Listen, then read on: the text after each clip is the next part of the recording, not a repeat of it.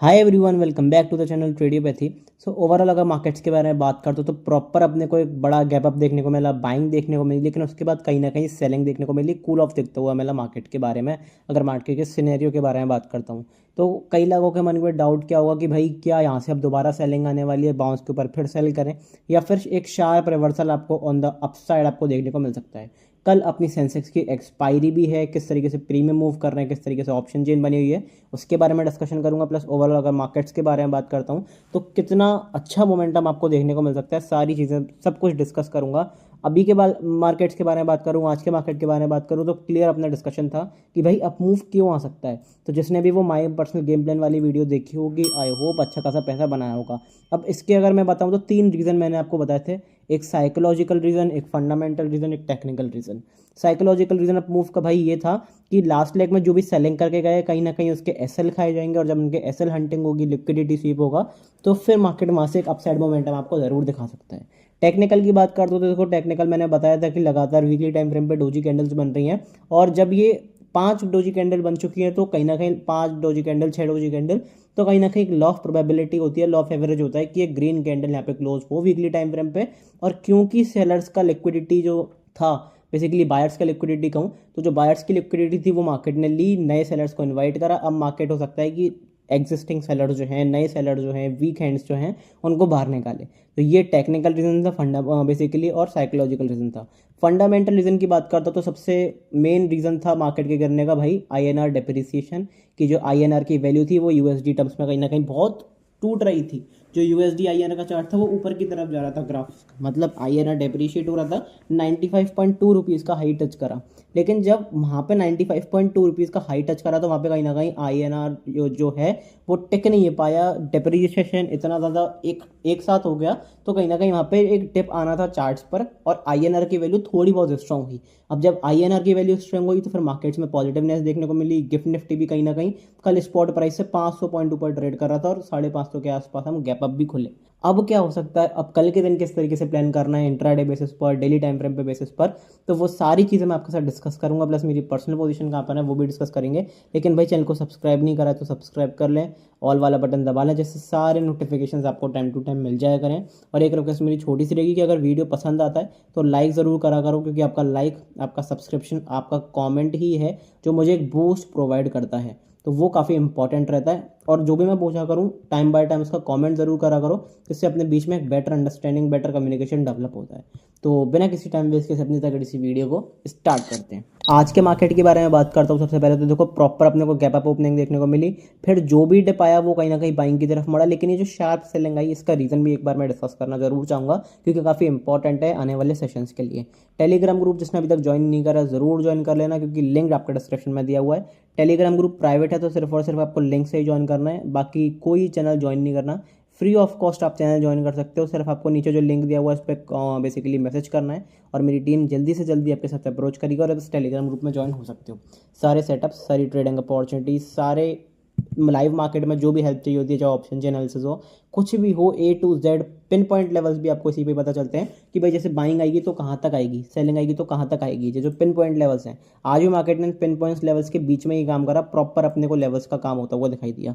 तो सारी चीज़ें मैं आपके साथ शेयर कर देता हूँ डेली बेसिस पर, आज भी शेयर करा। लेकिन भाई आज इंपॉर्टेंट अपना डिस्कशन क्या था, सबसे पहले अपना इंपॉर्टेंट डिस्कशन था, यहाँ पे मैंने बताया था कि गैप अप के बाद अगर यहाँ पे कोई डिप भी आता है, क्लियर कट यहाँ पे लिखा हुआ था कि गैप अप के बाद अगर कोई डिप भी आता है तो कहीं ना कहीं बाइंग की तरफ तब्दील होगा। क्यों? इसका रीज़न ये था कि जब जितने भी कॉल राइटर्स फंसे हुए हैं, बहुत बड़ा गैप अप हुआ, जिसने भी जो भी कॉल राइट करके गया ऊपर की तरफ तो वो कहीं ना कहीं फंसा।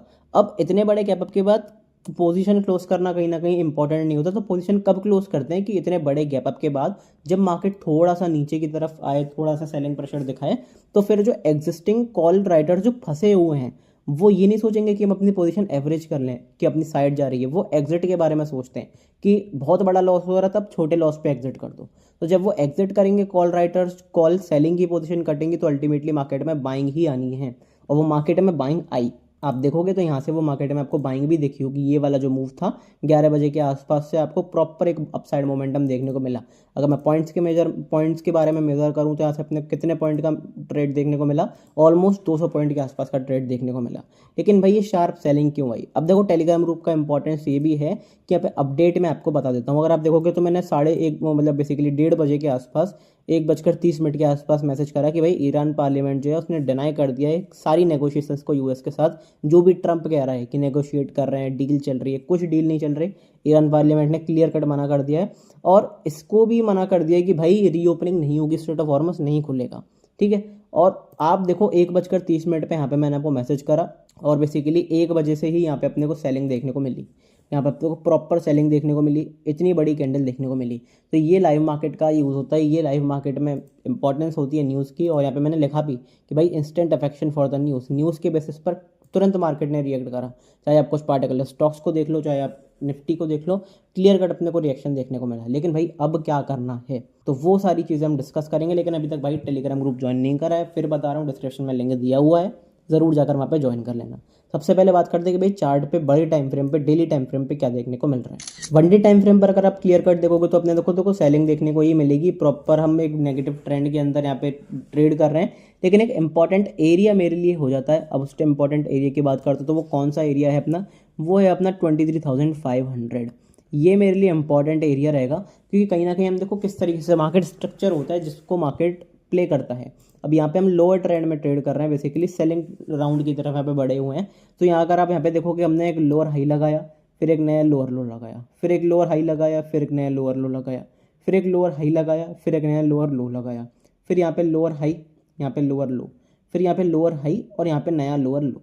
अब मार्केट इस रेंज के बीच में ट्रेड कर सकता है। अब आने वाले दोनों में क्या देखने को मिल सकता है, अगर मार्केट इस रेंज के ऊपर निकलता है, पॉजिटिव कैंडल की क्लोज करता है डेली टाइम फ्रेम पे, प्लस उसके ऊपर सस्टेन करना बहुत इंपॉर्टेंट है, 2-3 कैंडल की क्लोजिंग होगी तब हमें कहीं ना कहीं कन्फर्मेशन आएगा।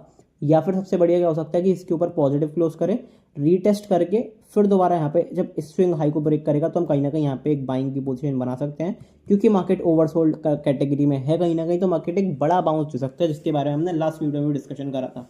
इसलिए कह रहा हूँ भाई अभी तक नहीं देखी और वीडियो जरूर जाके देख लेना।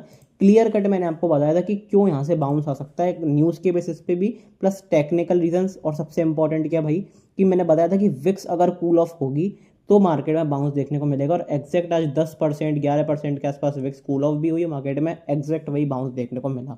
तो वो रीजंस होते हैं, वो टेक्निकल, वो एक्सपीरियंस होता है जो मैं आपके साथ शेयर करता हूँ। मेक श्योर कि ज़रूर देखो। अब अगर मैं बेसिकली चार्ट्स पे चलता हूँ तो ये एरिया इंपॉर्टेंट इसलिए क्योंकि अपने रिसेंट लोअर हाई वाला एरिया है। इस एरिया के ऊपर अगर हम एक पॉजिटिव कैंडल की क्लोजिंग कर देते हैं, सिर्फ एक कैंडल से काम नहीं चलेगा, सस्टेन करना शुरू करते हैं तो कहीं ना कहीं एक बाइंग का मोमेंटम आएगा मार्केट्स में और एक अच्छा बाउंस आपको देखने को मिल सकता है। और सेलिंग का सिंपल सा एरिया है, जब तक इस लो को नहीं तोड़ते हैं, रिसेंट लोअर लो को नहीं तोड़ते हैं, एग्रेसिव सेलिंग नहीं दिखेगी। लेकिन अगर आप बड़े टाइम फ्रेम पर एक बार मैं चलो आपको जाकर भी दिखा देता हूँ। अगर मैं आपको मंथली टाइम फ्रेम पर ले जाकर दिखाता हूँ, सबसे पहले थोड़ा सा वीडियो बड़ा हो सकता है लेकिन प्रॉपर इन्फॉर्मेटिव वीडियो रहेगा। अब अगर मैं मंथली टाइम फ्रेम पर जाकर दिखाता हूँ और यहाँ पे आपको मैं लगाता हूँ फिबोनाची रिट्रेसमेंट एरिया, क्योंकि अभी हम बड़े टाइम फ्रेम पे पॉजिटिवली रिएक्ट कर रहे हैं। तो मेरे पास एक इंपॉर्टेंट लेवल कौन सा आ रहा है, 22,000 से लेके 22,100 तक की ये जो रेंज है ये इंपॉर्टेंट है। यहाँ से हमने सपोर्ट लिया, इसके आसपास आएंगे तो दोबारा सपोर्ट लेने की पॉसिबिलिटी बहुत हाई है। और यहाँ से कहीं ना कहीं हमने रेजिस्टेंस भी ले रखा है, सपोर्ट भी ले रखा है। तो जो प्राइस है वो यहाँ पे अच्छी तरीके से एक्ट कर रहा है। प्राइस एक्शन की हम अक्सर बात करते हैं तो प्राइस एक्शन बहुत अच्छी तरीके से फॉलो हो रहा है। तो ये एरिया इंपॉर्टेंट है। इस एरिया के आसपास अगर सपोर्ट लेते हैं, बाउंस दिखाते हैं, तो फिर आप एक बाउंस प्ले कर सकते हो। 800-1000 पॉइंट के आसपास का एक बढ़िया बाउंस आपको निफ्टी में बनता हुआ दिख सकता है। मार्च की कैंडल की क्लोजिंग हो चुकी है, बहुत नेगेटिव कैंडल की क्लोजिंग हुई है, और वो भी मैंने वो वीकली टाइम फ्रेम वाली वीडियो में बिल्कुल डिटेल में एनालिसिस करा है, मंथली टाइम फ्रेम में भी, तो उसको जाकर ज़रूर देख लेना। अभी फिलहाल वन डे टाइम फ्रेम की बात करता हूँ तो प्रॉपर अपने को सेलिंग देखने को मिल तो रही है। कहीं ना कहीं हाई के आसपास से हम गिरे हैं, लेकिन पॉसिबिलिटी बहुत हाई ये भी है एक टाइम पे कि भाई थोड़ा सा और बाइंग आए, थोड़ा सा अप मूव आए। अब इंट्राडे में किस तरीके से ट्रेड करना है, इंट्राडे में किस तरीके से अपॉर्चुनिटी फाइंड आउट करनी है, वो हम 15 मिनट टाइम फ्रेम पे जानेंगे। लेकिन अभी क्योंकि हम नेगेटिव ट्रेंड में है वन डे टाइम फ्रेम पे, तो सिंपल से अपन सेल ऑन राइज लगा के चलेंगे। कितने बाउंस पे सेल कर सकते हैं उसके बारे में बात करते हैं। 23,850, 23,250, ये जो दो बाउंसेस हैं इनके आसपास निफ्टी को आने दो। नेगेटिव प्राइस एक्शन बनाता है, अगर निफ्टी रेजिस्टेंस लेता है, बिंदास होकर एक सेलिंग का अपॉर्चुनिटी प्लान करेंगे। अब लास्ट वीडियो अगर जिसने देखी होगी तो मैंने क्या बताया था कि भाई यहाँ पे अगर आप सेलिंग करके जा रहे हो तो वो वर्थ इट नहीं है, क्योंकि अगर मार्केट ने हल्का सा भी लिक्विडिटी मार्केट लेने गया लास्ट लेग में सेलर्स की और फिर कहीं ना कहीं एक बाउंस आया तो फिर आप खत्म हो, आपकी कैपिटल, आपका अकाउंट ब्लोन अप हो जाएगा। तो वहाँ पे फिर लिक्विडिटी नहीं जाती, वहाँ पे फिर पूरा अकाउंट साफ होता है उस एरिया के आसपास, सिर्फ एसएल नहीं जाता उस एरिया के आसपास। तो कहीं ना कहीं रिस्क से बचना ही बहुत बड़ी चीज़ होती है। और यहाँ पे आप इन एरियाज़ के आसपास अगर आप सेलिंग अपॉर्चुनिटी फाइंड आउट करते हो तो यहाँ पे बेनिफिट ये है कि आपका एसएल छोटा रहेगा और टारगेट बहुत बड़े रहेंगे। अल्टीमेटली जो रिस्क रिवॉर्ड है वो बहुत अच्छा खासा रहेगा, जो हम देखते हैं कि 1:5 का रिस्क रिवॉर्ड, 1:6 का रिस्क रिवॉर्ड। तो वो ट्रेड्स आपको यहाँ से बनते हुए दिखेंगे और एक शार्प फॉल आपको आता हुआ दिखेगा अगर मार्केट्स को और गिरना है। और एक क्लियर कट है कि भाई अगर मार्केट्स को और गिरना है तो मार्केट्स को सेलिंग के ऑर्डर चाहिए, बड़े प्लेयर्स को सेलिंग के ऑर्डर चाहिए। सेलिंग के ऑर्डर कब आएंगे, बड़े सेलिंग के ऑर्डर कब आएंगे, जब कोई मार्केट में बाइंग करेगा। तो मार्केट में अगर बाइंग आती है, रिटेलर्स को बाइंग दिखाई जाती है और फिर यहाँ से बड़े सेलिंग आएंगी, बड़ी सेलिंग अपॉर्चुनिटी मिलती है, तो फिर क्लियर कट मार्केट में और बड़ा करेक्शन और बड़ी सेलिंग आपको देखने को मिलेगी। पर्सनली अगर आप मुझसे पूछोगे तो मैं यहाँ से एक थोड़ा सा बड़ा बाउंस एक्सपेक्ट कर रहा हूँ। अल्टीमेटली 23,850 तक हो, 23,250 तक हो एटलीस्ट। और फिर जो बड़े बाउंस के बाद सेलिंग आएगी वो नेक्स्ट लेग ऑफ सेलिंग होगी और वो और बड़ी सेलिंग आएगी और नए लोज आपको बनते हुए दिखाई देंगे। मैं पहले भी बता चुका हूँ कि भाई नीचे के टारगेट्स क्या हो सकते हैं, 20,000, 18,000, 16,000 जो भी टारगेट्स हैं वो मंथली टाइम फ्रेम पे डिस्क्राइब कर चुका हूँ। तो उसको तो बार बार करके कोई फ़ायदा नहीं है कि बार बार डिस्कशन करो उसका, लेकिन प्रॉपर सेलिंग अपने को देखने को मिल सकती है अगर हम एक बाउंस के आसपास सेल करते हैं। एक अच्छी अपॉर्चुनिटी आपको सेलिंग की भी देखने को मिल सकती है। इंट्राडे बेसिस पर अगर बात करते हो तो भाई इंट्राडे में क्या करना है उसके बारे में बात करते हैं बिना किसी टाइम वेस्ट के। सबसे पहले क्योंकि नेगेटिव स्ट्रक्चर में है तो हम क्या प्लान करेंगे भाई, सेल ऑन प्राइस। कितने बाउंस के आसपास सेल कर सकते हैं उसके बारे में बात करते हैं। दो बाउंसेस इंपॉर्टेंट हैं, 22,877 और जहाँ पे अभी हम करेंटली ट्रेड कर रहे हैं 21,138। एक सेकंड, 21,138 नहीं, एक्चुअली कौन सा लेवल है, 22,735। आई एम रियली सॉरी, दो लेवल्स रहेंगे, दोबारा बता देता हूँ, 22,738, 22,877। तो इन बाउंसेस के आसपास अगर आप सेलिंग अपॉर्चुनिटी फाइंड आउट करते हो कैसे करोगे, इन एरियाज़ के आसपास निफ्टी को आने दो, नेगेटिव कैंडल की क्लोजिंग करने दो 15 मिनट टाइम फ्रेम पे, बिंदास होकर सेल कर सकते हो। अब आज भी देखो यहाँ पे अगर रेड कैंडल की क्लोजिंग हुई, नेगेटिव स्ट्रक्चर बना, सेलिंग गई। यहाँ पे अगर आप देखोगे रेड कैंडल की क्लोजिंग हुई, सेलिंग गई। यहाँ पे आप देखोगे, अगर आप यहाँ पे भी अगर देखो तो यहाँ पे सपोर्ट लिया। तो जो फिबोनाची रिट्रेसमेंट एरिया है वो कहीं ना कहीं इंपॉर्टेंट सपोर्ट रेजिस्टेंस भी बताता है, इंपॉर्टेंट लेवल्स भी बताता है और रिट्रेसमेंट लेवल्स भी बताता है कि भाई कितने बाउंस के आसपास यहाँ पे सेलिंग आ सकती है, फिर कितने डिप के आसपास बाइंग आ सकती है। अगर आप कमेंट कर दे तो अगले वीकेंड पे आपके लिए डेफिनेटली मैं एडवांस्ड फिबोनाची रिट्रेसमेंट के ऊपर एक वीडियो लाने वाला हूँ। अगर आप कमेंट करते हो तो डेफिनेटली अगर चाहिए वीडियो तो कमेंट ज़रूर करना, और अगर अच्छे खासे कमेंट आते हैं तो फिर उसके ऊपर आपको अगले वीकेंड एक बढ़िया वीडियो, डेडिकेटेड एजुकेशनल वीडियो ज़रूर मिल जाएगी। ठीक है, फिबोनाची रिट्रेसमेंट एरिया अपने को कि बाउंसेस के ऊपर अपने को सेल करके चलना है। अच्छा, बाइंग के बारे में बात करते हैं कि सबसे पहले भाई बाइंग कहाँ पे आएगी। तो जा सेलिंग के बारे में, चलो एक बार सेलिंग के बारे में बात कर लेते हैं। अभी सेलिंग के बारे में बात कर रहे हैं तो एक तो बाउंस के ऊपर सेलिंग अपॉर्चुनिटी अच्छी खासी हो सकती है अगर रेजिस्टेंस मिलता है तो। दूसरी सेलिंग की अपॉर्चुनिटी भाई मेरे पास कहाँ पे होगी, दूसरी सेलिंग की अपॉर्चुनिटी होगी इस जोन के नीचे। अगर मैं जोन मार्क करके बता दूँ तो ये जोन मेरे लिए बहुत इंपॉर्टेंट है। कौन सा एरिया, 22,600, बहुत इंपॉर्टेंट जोन और बहुत वीक जोन भी है। अगर इसके नीचे हम निकलते हैं 22,600 के नीचे एक बार निफ्टी को जाने दो, नेगेटिव कैंडल की क्लोजिंग करने दो 15 मिनट टाइम फ्रेम पे। अगर 15 मिनट टाइम फ्रेम पे बिंदास क्लोजिंग देखने को मिलती है, नेगेटिव कैंडल की, स्ट्रॉन्ग कैंडल की क्लोजिंग, तो फिर इंट्राडे में आप अच्छी खासी सेलिंग अपॉर्चुनिटी फाइंड आउट कर सकते हो। इसका रीज़न बहुत सिंपल है, क्योंकि हमने कहीं ना कहीं यहाँ पे सपोर्ट लिया, रेजिस्टेंस लिया, यहाँ से रेजिस्टेंस लिया, फिर यहाँ से रेजिस्टेंस लिया, पहले बायर्स की लिक्विडिटी खाई, फिर यहाँ से लिक्विडिटी आई, फिर यहाँ पे प्रॉपर रेजिस्टेंस लिया। आज भी हमने इस एरिया के आसपास मल्टीपल टाइम सपोर्ट लिया है। तो एक बार जब इस एरिया के नीचे निकलेंगे, नेगेटिव कैंडल की क्लोजिंग करेंगे 15 मिनट टाइम फ्रेम पे, तो और अग्रेसिव सेलिंग और बड़ी सेलिंग आपको बनती हुई दिखेगी। तो वहाँ पे एक अच्छी अपॉर्चुनिटी आपको और अच्छी खासी अपॉर्चुनिटी देखने को मिल सकती है। तो उसके लिए आपको प्रिपेयर रहना मेंटली कि भाई सेलिंग आ सकती है, इसमें कोई शक वाली बात नहीं है। लेकिन मेन चीज़ क्या है कि भाई सेलिंग आ सकती है, लेकिन बड़ी टाइम फ्रेम पे अपने को ये क्लियर दिख रहा है कि एक बाउंस भी आ सकता है। तो एक बार चलो मैं उसके बारे में बता देता हूँ कि मैं कहाँ तक का बाउंस एक्सपेक्ट कर रहा हूँ, क्योंकि बहुत इंपॉर्टेंट है कि आपको पता होना चाहिए कि भाई बाउंस आएगा तो कहाँ तक का बाउंस आ सकता है। मैं इस ट्रेंड लाइन को भी मेक और ब्रेक मान के चल रहा हूँ। ये ट्रेंड लाइन मेरे लिए इंपॉर्टेंट है और कहीं ना कहीं मैं यहाँ तक का बाउंस देख रहा हूँ। अगर आप 23,100, 23,200 का जो जोन है उसके आसपास का मैं बाउंस देख रहा हूँ। चांसेस बहुत हाई है कि 23,200 तक एक बार निफ्टी जाए। अब इसका रीज़न ये है कि एक बार इसका ब्रेकआउट करता है तो पहले सारे बायर्स की लिक्विडिटी ले और फिर एग्रेसिव सेलिंग अपने को दिखाई दे। तो अगर फेक ब्रेकआउट, फेक ब्रेकडाउन के बाद यहाँ पे कोई अच्छी खासी सेलिंग की अपॉर्चुनिटी बनाने में यहाँ पे बना लेता है कोई अच्छी सेलिंग की अपॉर्चुनिटी, तो फिर इसे एक बहुत बड़ा ट्रेड कैप्चर बनता हुआ दिख सकता है और अच्छे खासा आपको नए लोज बनते हुए दिख सकते हैं मार्केट में। तो इस एरिया के आसपास जितने भी सेलर्स हैं, मार्केट को जो सेल करके चलते हैं, वो कहीं ना कहीं एक्टिव रहें। यहाँ पे आपका एक जोन हो सकता है ट्रेडिंग का, एक अच्छी अपॉर्चुनिटी बन सकती है। ठीक है, तो ये हमने समझ लिया कि भाई निफ्टी में क्या देखने को मिल रहा है। अब लाइव मार्केट में चीज़ें अलग होती हैं, तो मैं फिर वही बताऊंगा कि भाई टेलीग्राम ग्रुप ज़रूर ज्वाइन कर लेना। सारी चीज़ें यहीं पर डिस्कस होती हैं, चाहे वो न्यूज़ हो, अपडेट हो, अपॉर्चुनिटी हो, ट्रेडिंग सेटअप्स हैं, एजुकेशनल पर्पस के लिए मेरी साइकोलॉजी हो, सब कुछ मैं यहाँ पे शेयर करता हूँ। तो मेक श्योर लिंक नीचे दिया हुआ है, मैसेज कर देना फटाफट से, ग्रुप में आप ज्वाइन हो जाओगे। अब बात करते हैं कि भाई बैंक निफ्टी में क्या देखने को मिल रहा है। अच्छा, बैंक निफ्टी से पहले कल सेंसेक्स की एक्सपायरी भी है, तो उसके बारे में डिस्कशन कर लेते हैं। तो ज़्यादा कुछ कॉम्प्लिकेट नहीं करना सेंसेक्स में। सबसे पहले तो भाई वो सेल ऑन राइज वाले लेवल्स ही रहेंगे। कौन से 2 लेवल्स हैं जिनके आसपास आप सेलिंग अपॉर्चुनिटी प्लान कर सकते हो? 73,812, 73,332। इन 2 एरियाज़ के आसपास आने दो। अगर नेगेटिव प्राइस एक्शन बनता है, रेजिस्टेंस फेस होता है, बिंदास होकर एक सेलिंग अपॉर्चुनिटी प्लान कर सकते हो और ऑन द डाउन साइड आपको इंट्राडे में अच्छा खासा मोमेंटम देखने को मिल सकता है, क्योंकि बाउंस आया है, गैप अप के थ्रू आया है। मैं ये कह रहा हूँ कि भाई और पॉसिबल है बाउंस आना, लेकिन इंट्राडे बेसिस पर अगर अपॉर्चुनिटी मिलती है तो उसमें कोई कमी वाली बात नहीं है। आज भी आप देखो तो एक शार्प अपॉर्चुनिटी, शार्प सेलिंग का मोमेंटम अपने को इतना बड़ा मोमेंटम बनता हुआ दिखा। तो जिसने वो कैप्चर करा होगा, अच्छा खासा उसे फॉल मिला होगा, अच्छे खासे पॉइंट्स मिले होंगे। आई होप आपने भी करा होगा, क्योंकि लाइव मार्केट में यही चीज़ें इंपॉर्टेंट होती हैं, जज करना कि कब क्या हो सकता है। अगर आप वो लाइव मार्केट में कर सकते हो, दैट्स एब्सोल्युटली फाइन। लेकिन अगर आप एनालिसिस करके भी लाइव मार्केट में जज नहीं कर पा रहे, तो फिर एनालिसिस करने का कोई फ़ायदा ही नहीं है। ये चीज़ आपको समझनी पड़ेगी, ये चीज़ सीखनी पड़ेगी। अच्छा, बात करते हैं कि भाई सेलिंग और कहाँ पे आ सकती है, मोमेंटम सेलिंग कहाँ पे आ सकती है। तो भाई वो आएगी 73,000 के राउंड फिगर के नीचे। 73,000 के नीचे निकलने दो सेंसेक्स को, नेगेटिव कैंडल की क्लोजिंग देखने को मिलती है 15 मिनट टाइम फ्रेम पे, बिंदास होकर सेलिंग अपॉर्चुनिटी प्लान करेंगे। क्योंकि एक तो राउंड एरिया, राउंड फिगर है बेसिकली, और सबसे इंपॉर्टेंट है एरिया भी अच्छा है। सपोर्ट लिया, रेजिस्टेंस लिया, सपोर्ट लिया, सपोर्ट लिया, फिर यहाँ से रेजिस्टेंस लिया। तो एक बार इस एरिया के नीचे निकलते हैं, क्लोजिंग करते हैं 15 मिनट टाइम फ्रेम पे, तो फिर बिंदास होकर अपने को सेलिंग बनती हुई दिखेगी और अच्छी खासी आपको सेलिंग अपॉर्चुनिटी बनती हुई दिखेगी। तो उसके लिए आपको प्रिपेयर रहना है कि भाई क्या अपॉर्चुनिटीज़ आपको लाइव मार्केट में दिख रही हैं। ठीक है, तो ये हमने डिस्कशन कर ली कि भाई सेंसेक्स में क्या करना है। बाइंग कहाँ पे देखने को मिल सकती है इंट्राडे बेसिस पर? तो देखो, बाइंग आपको इस एरिया के ऊपर देखने को अच्छी खासी मिल सकती है।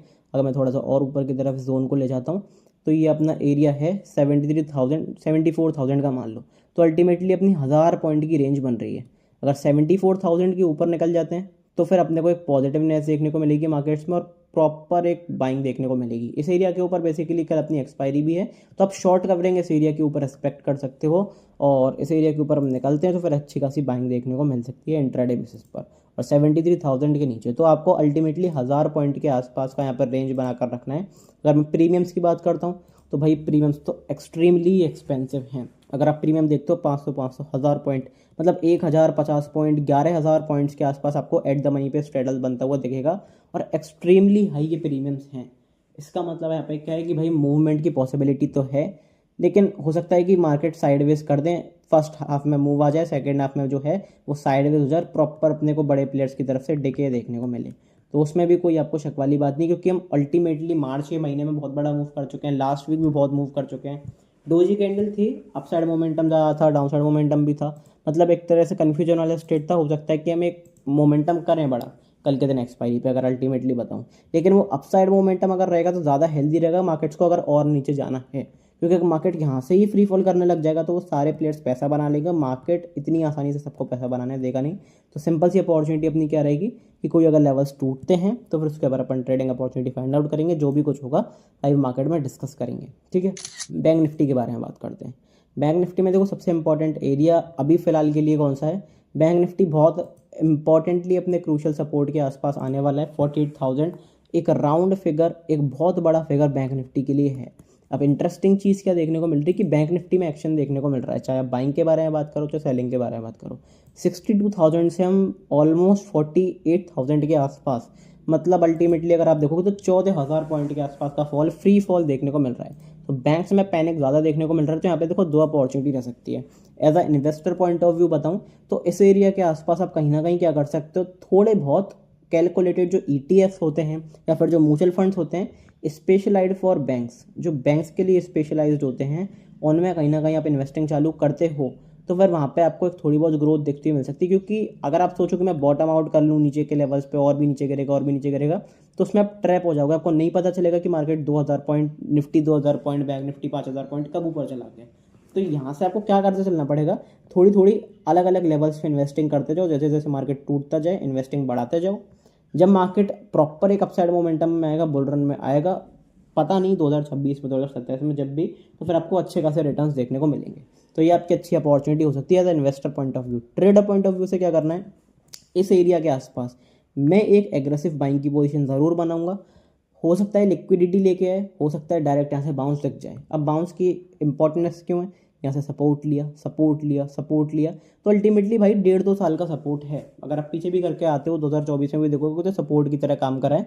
तो अल्टीमेटली 1-2 साल का अच्छा सपोर्ट है। और यहाँ पे जब फर्स्ट टाइम मार्केट रीटेस्ट करेगा तो वही कहीं ना कहीं जो ऑर्डर ब्लॉक होता है उसका रिएक्शन आपको देखने को मिलेगा। और यहाँ से आपको कम से कम अगर मैं बताऊँ तो 2-3 हज़ार पॉइंट की आपको एक अच्छी खासी बाइंग देखने को मिल सकती है। तो जो 2-3 हज़ार पॉइंट का बाउंस प्ले करना चाहता है वो बाउंस प्ले करे, नहीं तो वो क्या कर सकता है, सिंपल सी opportunity sell on rise levels लगा के चले।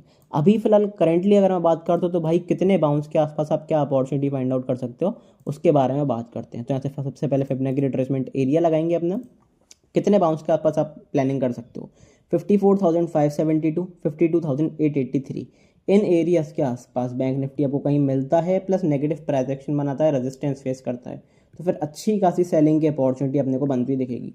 अब देखो एक इंटरेस्टिंग फैक्ट और बताना चाहूँगा आज की वीडियो में। आप देखो कि बेसिकली जो मार्केट है वो किस लिए गिरा, क्योंकि भाई INR बहुत ज़्यादा डेप्रिशिएट होता है इसलिए मार्केट गिरा।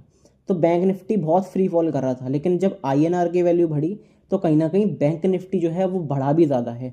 निफ्टी ने 1.5% के प्लस पॉजिटिव में रिटर्न दिया और बैंक निफ्टी ने 2.33% के, मतलब अल्टीमेटली अगर आप देखोगे तो 1.5 गुने से भी ज़्यादा बैंक निफ्टी यहाँ पे अच्छा खासा रिएक्शन दिखा रहा है।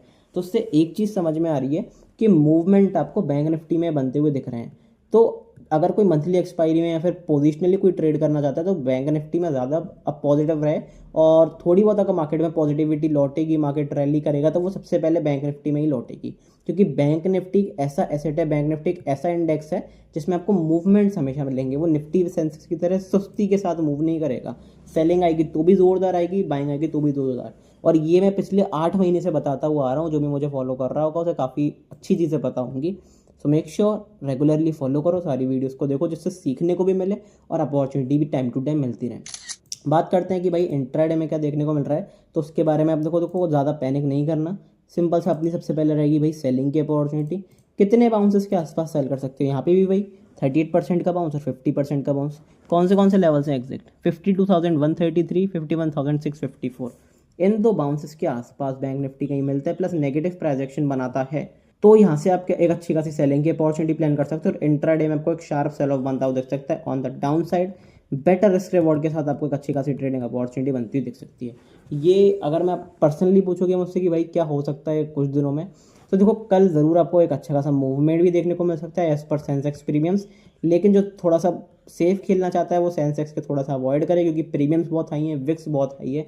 अब यहाँ पे अगर आप देखोगे तो लास्ट टाइम भी मैंने विक्स के बारे में क्या बताया था, मैंने यही बताया था कि भाई विक्स कहीं ना कहीं अपने ब्रेकआउट जोन पर है और हो सकता है विक्स आपको डिप दिखाए। एग्जैक्ट बैंक निफ्टी ने वैसे ही बेसिकली विक्स ने वैसे ही करा। और इन एरियाज़ के आसपास अगर विक्स दोबारा सेटल होना चालू करती है, पॉजिटिव कैंडल्स बनाना चालू करती है, पॉजिटिव रिएक्शन देना चालू करती है, तो फिर विक्स दोबारा ऊपर जाएगी और फिर दोबारा आपको सेल ऑन राइज के लेवल्स मार्केट्स में बनते हुए दिखेंगे। तो मैं अगर पर्सनली बताऊं तो मैं अगर निफ्टी के बारे में बात करता हूं तो मुझे भाई 23,200 तक के टारगेट यहाँ पे निफ्टी में क्लियर दिख रहे हैं, बाउंस क्लियर दिख रहा है, जिससे लास्ट लेग में जिसने भी सेलिंग करी है वो कहीं ना कहीं ट्रैप हो, उनके SL जाएँ, उनकी लिक्विडिटी सीप हो। ऐसा मैं मानता हूँ, ये मेरा पर्सनल गेम प्लान रहेगा। 23,200 से कहीं ना कहीं मैं थोड़ी बहुत सेलिंग करना स्टार्ट करूँगा अगर मुझे कोई प्राइस एक्शन दिखता है नेगेटिव। जो भी कुछ होगा टेलीग्राम पे आपको बता दूंगा, सारी पोजीशंस भी आपके साथ में अपनी पर्सनल पोजीशंस भी टेलीग्राम पे शेयर करता हूँ। तो मेक श्योर टेलीग्राम ग्रुप अपना ज़रूर ज्वाइन करा हुआ है। मिलते हैं अगली वीडियो में टेलीग्राम पे, तब तक के लिए good bye, thank you very much.